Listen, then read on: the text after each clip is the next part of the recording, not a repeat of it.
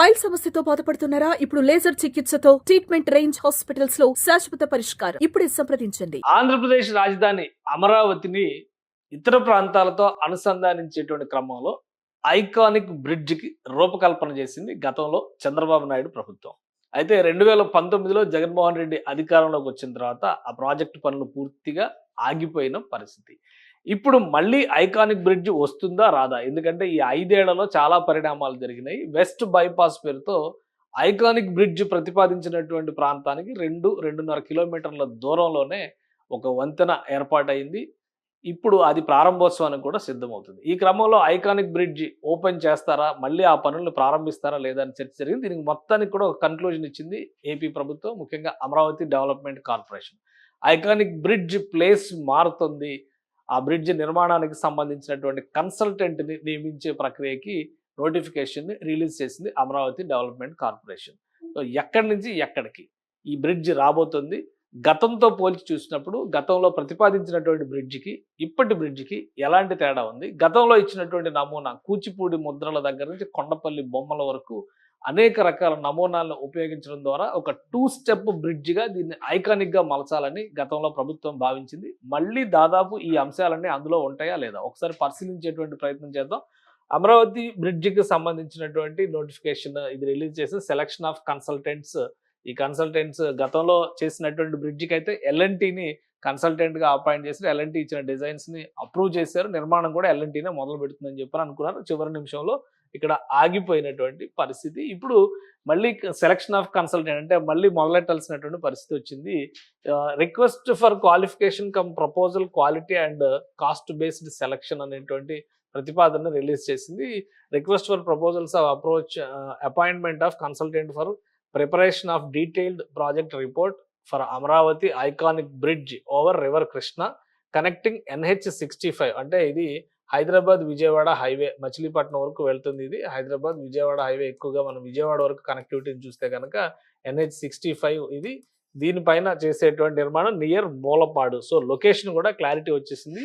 అంటే ఉమ్మడి కృష్ణా జిల్లా ప్రస్తుతం ఎన్టీఆర్ జిల్లాలో ఉన్నటువంటి మూలపాడుని ఇక్కడ సెలెక్ట్ చేశారు. మూలపాడు నుంచి ఈ ఐకానిక్ బ్రిడ్జ్ నిర్మాణానికి సంబంధించిన ప్రణాళిక. అలానే 2N13 రోడ్ అమరావతి క్యాపిటల్ అంటే ఎక్కడ మొదలవుతుంది ఎక్కడ ఎండ్ అవుతుంది ఈ రెండింటికి కూడా ఇందులోనే ఆన్సర్ ఇచ్చేశారు. మూలపాడు నుంచి N13 రోడ్ అంటే రాయపూడి పరిధిలో వచ్చేటువంటి రోడ్ ఇది. N13 రోడ్ వరకు దీని నిర్మాణం ఉంటుంది. మార్చి నెలలో దీనికి సంబంధించినట్టు అమరావతి డెవలప్మెంట్ కార్పొరేషన్ ఈ నోటిఫికేషన్ని రిలీజ్ చేసింది. ఇక మూలపాడు ఎందుకు సెలెక్ట్ చేశారంటే లొకేషన్ వైజ్గా ఉన్నటువంటిది ఒకటి. అలానే ఈ మధ్యకాలంలో మూలపాడులో క్రికెట్ అకాడమీ ఒకటి పెట్టాలని దాన్ని అమరావతికి అనుసంధానంగా ఈ ప్రాంతంలో అంటే రాయపూడికి అతి సమీపంలోనే అక్కడ స్పోర్ట్స్ సిటీ కూడా రాబోయే రోజుల్లో డెవలప్ అవుతుంది. సో ఈ క్రికెట్ అకాడమీ రాబోతుంది. హైవే మీద ఉన్నటువంటి ప్రాంతం వీటన్నిటిని దృష్టిలో పెట్టుకొని మూలపాడుని ప్రతిపాదించారు. కొత్త ప్రతిపాదన ప్రకారం లొకేషన్ జాగ్రఫీ ఎక్కడ వస్తుంది ఎలాంటి అవకాశాలు ఉన్నాయి దీనిలో ఇది పరిశీలిద్దాం. ఇది అమరావతికి సంబంధించినటువంటి రోడ్ స్ట్రక్చర్ మ్యాప్. ఇది మొత్తం 38 రహదారులు వస్తున్నాయి. ఇది అందరికీ తెలిసిందే. ఒక రోడ్ గ్రిడ్ నెట్వర్క్ అనేటువంటి మాట ఉపయోగిస్తారు. టోటల్ 38 రహదారులు వస్తున్నాయి. ఇటు ఈస్ట్ వైపు వెళ్లే రహదారులు, ఇటు నార్త్ వైపు వెళ్లే రహదారులు, ఇటు 19, ఇటు 18, ఇటు 18 రహదారులు వస్తున్నాయి సీడాక్సిస్ రోడ్డుతో కలిపి. సో ఇందులో E10 అంటే ఇక్కడ N13కి సంబంధించినటువంటి రహదారి ఇది. ఈ రెడ్ మార్క్ కనిపిస్తుంది N13. దీనికి అనుసంధానించే దిశగా ఐకానిక్ బ్రిడ్జ్ రాబోతుంది. సో ఇది ఆ జాగ్రఫీ పరంగా చూసినప్పుడు N13 రహదారికి సంబంధించి ఒకసారి మనం పరిసర ప్రాంతాలను గమనిద్దాం. ఈ బాక్సెస్ రూపంలో కనిపిస్తున్న ప్రాంతం మొత్తం కూడా ఇప్పుడు ఏవైతే ఐకానిక్ టవర్స్ గా నిర్మాణం జరుగుతున్నాయో వాటికి సంబంధించినటువంటి నిర్మాణ ప్రతిపాదనలు ఇవి. వాటికి అతి సమీపంలో నుంచే ఈ N13 రహదారి వెళ్తుంది. సో ఇది కనెక్టివిటీ ఇచ్చేటువంటి అవకాశం ఉంటుంది. అలానే గతంలో ప్రతిపాదించినటువంటి ప్రాంతం ఇది. ఎందుకంటే ఇదంతా కూడా సీడ్ క్యాపిటల్ ఏరియాలో, కోర్ క్యాపిటల్ ఏరియాలో వచ్చేటువంటి అడ్మినిస్ట్రేటివ్ క్యాపిటల్ భవనాల సముదాయం కింద మనం చూడాల్సి ఉంటుంది. ఈ రహదారి ఈ చివరి నుంచి ఆ చివరి వరకు కనెక్ట్ అవుతుంది కాబట్టి దాని మీద మనకు ఒక క్లారిటీ ఉంది. ఇక గతంలో ప్రతిపాదన చేసినటువంటి ప్రాంతాన్ని కూడా ఒకసారి మనం పరిశీలిద్దాం. గతంలో ప్రతిపాదన చేసినటువంటి ప్రదేశం ఇది N10 రహదారి దగ్గర నుంచి నిర్మాణం చేయాలనేటువంటి ఒక ఆలోచన చేశారు. పవిత్ర సంగమం దగ్గరికి వెళ్ళి కనెక్ట్ అవుతుందంటే ఈ రహదారి N10 ఇది వాస్తవానికి ఇక్కడ మనం గమనిస్తే administrative capital area buildings, iconic buildings అన్నీ ఉన్నది ఈ ప్రాంతంలో. అంటే ఐకానిక్ బిల్డింగ్స్‌కి యువతలి పక్కన ఈ నిర్మాణం చేయాలనేటువంటి ఆలోచన చేశారు. అంటే విజయవాడకి సమీపంలోకి వెళ్ళేటువంటి ప్రాంతం. ఇలా ఇక్కడ పవిత్ర సంగమం దగ్గర ఇక్కడ నుంచి ఈ N10 ఇటు వెళ్తుంది. ఇక్కడ పవిత్ర సంగమం దగ్గర కనెక్షన్ అవుతుంది. అలా కనెక్ట్ అవ్వడం వల్ల విజయవాడ నగరం నుంచి వచ్చేటువంటి జనం కూడా అమరావతిలోకి రావడానికి అదొక యాక్సెస్ పాయింట్ అవుతుందనేటువంటి ఆలోచన అప్పట్లో రాష్ట్ర ప్రభుత్వం చేసింది. దీనికి సంబంధించినటువంటి డిజైనే మీరు బాక్స్‌లో ఇందాక చూసినటువంటి వీడియో. ఆ బాక్స్‌లో వేసినటువంటి వీడియో ఏంటంటే ఆ డిజైన్‌ని ఒక తీగల వంతెనగా డిజైన్ చేసి దీనిలో కూడా 5 స్టేజెస్ వంతెన మార్గంలో విజయవాడ నుంచి మొదలయ్యేటువంటి క్రమంలో కేవలం నార్మల్ వంతెన మార్గంగానే కనిపిస్తుంది ఇది. కానీ అమరావతి ప్రాంతానికి వచ్చేసరికి అది ఒక డబుల్ డెక్కర్ వంతెనగా మారుతుంది.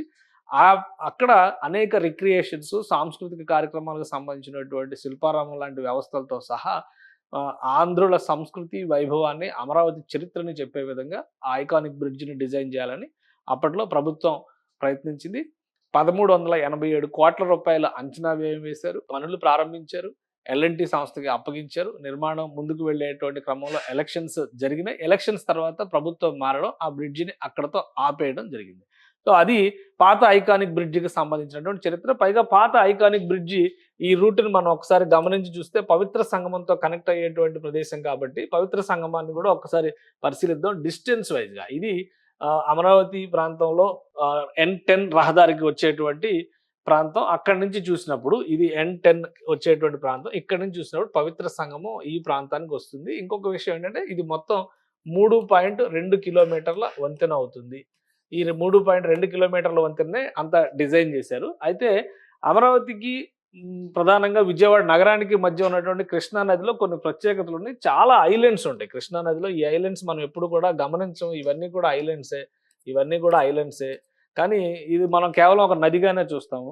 సో ఇక్కడ ఈ ఐలాండ్స్‌ని దృష్టిలో పెట్టుకొని ఫస్ట్ విజయవాడ నగరం సమీపంలో ఉన్న పవిత్ర సంగమం నుంచి వచ్చేటువంటి ఈ రహదారి నార్మల్ వంతెనగా వచ్చినప్పటికి కూడా ఈ ఐలాండ్స్ దగ్గర నుంచి మాత్రం ఇది ఒక ఐకానిక్‌గా మారిపోతుంది. దానికి సంబంధించి అనేక అట్రాక్షన్స్ అక్కడ కిందికి దిగి పార్కుల్లో ఎంజాయ్ చేసే విధంగా నేచురల్‌గా బయోడైవర్సిటీ పార్కులను కూడా డెవలప్ చేయాలి. అక్కడ డిఫరెంట్ ఎకాలజీ ఉంటుందని చెప్పని ఆ ప్రణాళికను సిద్ధం చేశారు. కానీ ఈ ప్రతిపాదన ఆగిపోవడం వలన ఇప్పుడు తాజాగా చేస్తున్నటువంటి N10 రహదారి దగ్గర నుంచి చేస్తున్నటువంటి ప్రతిపాదన N10 దగ్గర నుంచి ఆగిపోయింది ఇది ప్రతిపాదన. N13 దగ్గర నుంచి చేస్తున్నటువంటి ప్రతిపాదన ఏంటంటే విజయవాడ కొంత దూరం అవుతుంది. కానీ బ్రిడ్జ్ సైజు కూడా పెరుగుతుంది. ఇది చాలా కీలకమైనటువంటి అంశం కాబోతుంది. ఒకసారి గమనిద్దాం బ్రిడ్జికి దానికి దీనికి ఉన్నటువంటి తేడా ఏంటి? ఇది కేవలం 3.2 కిలోమీటర్ల డిస్టెన్స్‌తో ఉన్నటువంటి వంతెన. అది పెరుగుతుంది. ఒకసారి అది కూడా పరిశీలిద్దాం. ప్రస్తుతం ప్రతిపాదిస్తున్నటువంటి రహదారి అంటే రాయపూడికి నుంచి మూలపాడు వరకు వచ్చేటువంటి ప్రాంతాన్ని ఒకసారి పరిశీలిద్దాం. అది ఏ విధంగా ఉండబోతుంది. ఇది డిస్టెన్స్ వైజ్‌గా ప్రస్తుతం ఉన్నటువంటి జాగ్రఫీ పరంగా చూసినప్పుడు దాదాపు ఒక 35 కిలోమీటర్ల డిస్టెన్స్ వస్తుంది ఈ 2 ప్రాంతాల మధ్య. బ్రిడ్జ్ నిర్మాణం గనక జరిగితే ఈ ఇది రాయపూడి దగ్గర ఉన్నటువంటి ప్రదేశం అంటే N13 రహదారి వచ్చేటువంటి మార్గం ఇది. అయితే ఇక్కడి నుంచి మూలపాడుకి చేరుకోవాలంటే 35 కిలోమీటర్లు ఇక్కడికి వచ్చి ప్రకాశం బ్యారేజ్ నుంచి ఇక్కడ వెళ్ళాలి. కానీ ఇప్పుడు నేరుగా ఈ ప్రాంతం నుంచి ఈ ప్రాంతానికి వెళ్ళేటువంటి బ్రిడ్జి మొత్తం 5.2 కిలోమీటర్ల డిస్టెన్స్ అవుతుంది.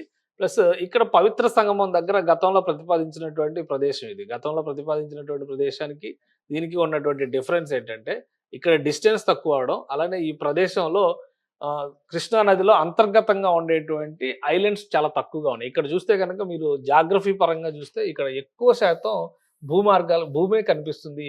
నది విస్తీర్ణం తక్కువ కనిపిస్తుంది. కాబట్టి మరింత ఎక్కువగా ఇక్కడ స్పెషల్ అట్రాక్షన్స్‌ని డిజైన్ చేయడానికి అవకాశం ఉంటుందనేటువంటి ఆలోచన రాష్ట్ర ప్రభుత్వం చేస్తుంది. ఆ క్రమంలోనే ఇక్కడ నుంచి కొటిక్కలపూడి దగ్గర నుంచి వచ్చేటువంటి ప్రాంతంలో ఈ నిర్మాణం చేయాలనేటువంటి ఆలోచనని తెరపైకి తీసుకొచ్చారు. అలానే ఫీజిబిలిటీ సర్వే చేసేటువంటి క్రమంలోనే ఇప్పుడు కన్సల్టెంట్‌ని నియమించే ప్రయత్నాల్లో రాష్ట్ర ప్రభుత్వం ఉంది. అందుకనే అమరావతి డెవలప్మెంట్ కార్పొరేషన్ దీనికి సంబంధించిన ప్రతిపాదన చేసింది. ఇక్కడ మరొక విషయాన్ని కూడా మనం గమనించాలి. ఎందుకంటే వెస్ట్ బైపాస్ వస్తుంది కాబట్టి ఐకానిక్ బ్రిడ్జ్ లొకేషన్ మారాల్సినటువంటి పరిస్థితి వచ్చింది.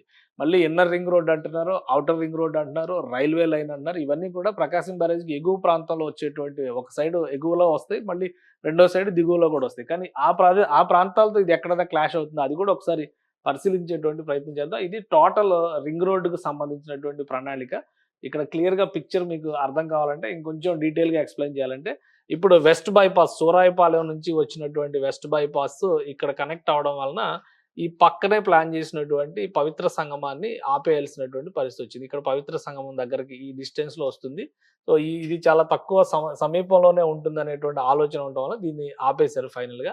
ఇప్పుడు ఉద్దండరాయనపాలెంలో ఈ మనం చెప్పినటువంటి N13 రహదారిని దృష్టిలో పెట్టుకొని చూస్తే కనుక N13 రహదారి ఇది ఇక్కడి నుంచి వస్తుంది కాబట్టి ఇప్పుడు ఈ ప్రాంతం నుంచి ఇక్కడ వరకు మూలపాడు వస్తుంది. సో మూలపాడుకి సంబంధించి ఎలాంటి ఆటంకాలు ఉండవు. ఎందుకంటే డిస్టెన్స్ వైజ్గా చూసినప్పుడు ఈ బ్రిడ్జికి ఇది ఇన్నర్ రింగ్ రోడ్డుకి సంబంధించినటువంటి లైన్. ఇన్నర్ రింగ్ రోడ్డుకి సంబంధించిన లైన్ అలైన్మెంట్ని చూస్తే కనుక ఇంత డిస్టెన్స్ కనిపిస్తుంది.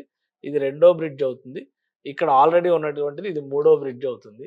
తర్వాత ఔటర్ రింగ్ రోడ్డు ప్రతిపాదన చేస్తే ఇంకా పైకి వస్తుంది కాబట్టి ఇక్కడ మరొక బ్రిడ్జ్ వస్తుంది. ఇది 4వ బ్రిడ్జ్ అవుతుంది. ఇక్కడే రైల్వే లైన్కి సంబంధించి ఇది ప్రపోజ్డ్ రైల్వే లైన్ ఈ ఆరెంజ్ కలర్లో ఉంది. ఇక్కడ మరొక బ్రిడ్జ్ కూడా వస్తుంది కానీ అది రైల్వే బ్రిడ్జ్ అవుతుంది. సో నార్మల్ ప్రయాణాలు చేయడానికి ఇది సాధ్యమయ్యేటువంటిది కాదు, రైల్వే లైన్కి సంబంధించినటువంటి బ్రిడ్జి.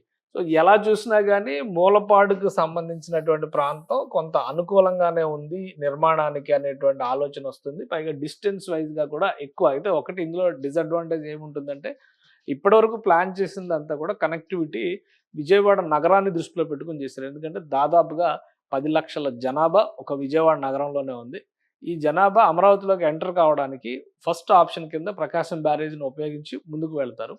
కానీ స్పెషల్ అట్రాక్షన్స్ ఉండేటువంటి క్రమంలో పవిత్ర సంగమానికి విజయవాడ నగరానికి హార్డ్లీ 10 నుంచి 15 కిలోమీటర్ల లోపే డిస్టెన్స్ ఉంటుంది కాబట్టి అటు వెళ్ళడానికి కూడా స్కోప్ ఉంటుందని ఆలోచించారు. ఇప్పుడు ఈ చివరికి రావడం వలన జనాభాకి సంబంధించినటువంటి ఈ ఇంత దూరం రావడం వలన జనాభా పరంగా ఇటు వచ్చేటువంటి యాక్సెసిబిలిటీ అనేది విజయవాడ నగరం నుంచి వచ్చేటువంటి యాక్సెసిబిలిటీ అనేది ఎంత ఇన్ఫ్లుయెన్స్ అవుతుంది అనేది ఇప్పుడు ఆసక్తికరంగా మారినటువంటి వ్యవహారం. ఇంకా ఓవరాల్ కనెక్టివిటీ పరంగా చూసినప్పుడు ఏంటంటే ఇది NH65 అంటే హైదరాబాద్ నుంచి వచ్చేటువంటి రహదారి. హైదరాబాద్ నుంచి విజయవాడ మీదుగా మచిలీపట్నం వరకు వెళ్తుంది ఈ రహదారి.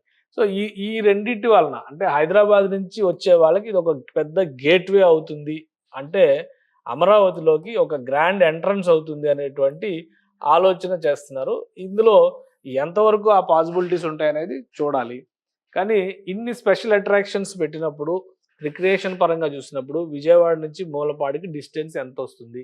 సో ఇది డిస్టెన్స్ పరంగా చూసినప్పుడు వచ్చేటువంటి సమస్య. అయితే విజయవాడ నగరానికి మూలపాడికి ఎంత డిస్టెన్స్ వస్తుంది అనేది కూడా ఒక్కసారి పరిశీలిద్దాం. విజయవాడ నగరానికి మూలపాడికి వచ్చేటువంటి డిస్టెన్స్ దాదాపు 25 కిలోమీటర్లు కనిపిస్తుంది. 25 కిలోమీటర్ల డిస్టెన్స్ అంటే ఇక్కడి నుంచి అక్కడికి ప్రయాణం చేయాలంటే ఇక్కడ నుంచి 25 కిలోమీటర్ల ప్రయాణం చేయడం ఒకటి, తర్వాత అమరావతి లోపలికి వెళ్ళేటువంటి మార్గం ఇంకొకటి. ఈ డిస్టెన్స్ వైజ్గా కొంత ఇబ్బందికరమైనటువంటి పరిస్థితి ఉన్నప్పటికీ కూడా వెస్ట్ బైపాస్ నిర్మాణం తర్వాత అనివార్యంగా లొకేషన్ మార్చక తప్పని పరిస్థితి ఏర్పడుతుంది. సో అందుకనే దీన్ని మరికొంత డిఫరెంట్గా డిజైన్ చేయడానికి అవకాశం ఉంది. ఎందుకంటే అమరావతిలోకి ఎంటర్ కావడం ఒకటే లక్ష్యం అయినప్పుడు పవిత్ర సంగమం నుంచి ఐకానిక్ బ్రిడ్జ్ని డిజైన్ చేసినటువంటి విధానం ఒక రకంగా ఉంది. ఇప్పుడు మారినటువంటి ఈక్వేషన్స్ నేపథ్యంలో ఈ లెక్కను కూడా మనం ఒకసారి దృష్టిలో పెట్టుకొని చూడాల్సి ఉంటుంది. ఈ డిస్టెన్స్ వైజ్గా చూసేటువంటి ప్రాంతంలో విజయవాడ నగరం, ఇక్కడ నుంచి విజయవాడ నగరం ఇదంతా మనం లెక్కేసుకొని చూస్తే ఇక్కడ నుంచి చూసినటువంటి క్రమంలో పవిత్ర సంగమానికి 10-15 కిలోమీటర్లు వస్తున్నాయి అనుకున్నప్పుడు ఇక్కడ మరొక 10 కిలోమీటర్లు యాడ్ అవుతున్నటువంటి పరిస్థితి ఉంది. అందుకనే ఇప్పుడు చేయబోయేటువంటి బ్రిడ్జ్లో మరికొన్ని స్పెషాలిటీస్ ఉంటాయి అనేటువంటిది తెలుస్తున్నటువంటి సమాచారం. ఏ విధంగా డిజైన్ చేస్తారు ఆ బ్రిడ్జికి రీచ్ అయ్యేటువంటి క్రమంలో కూడా, ఎందుకంటే అక్కడ యాక్సెసిబిలిటీ అనేది కూడా చాలా కీలకమైనటువంటి పాయింట్ అవుతుంది కాబట్టి ఈ రెండింటిని ఫీల్డ్ లెవెల్లో సర్వే చేయడము, దానికి కావాల్సినటువంటి మార్పులు చేర్పులు ఇవన్నీ కూడా తీసుకురావడం ద్వారా ఒక సమగ్రమైనటువంటి నివేదిక తయారు చేయాల్సినటువంటి అవసరం ఉంటుంది. అందుకనే ఒక స్పెషలిస్ట్ కన్సల్టెంట్ని అపాయింట్ చేసేటువంటి పనిలో ఏపీ ప్రభుత్వం బిజీగా ఉంది. దానికి సంబంధించినటువంటి నోటిఫికేషన్ ఇచ్చింది. బహుశా 3 నెలల్లో దీనిపైన ఒక సమగ్ర నివేదిక వచ్చేటువంటి అవకాశాలు కనిపిస్తున్నాయి. సుమన్ టీవీలో మీ పర్సనల్ అండ్ బిజినెస్ ప్రమోషన్స్ కోసం కింది నెంబర్కి కాంటాక్ట్ చేయండి.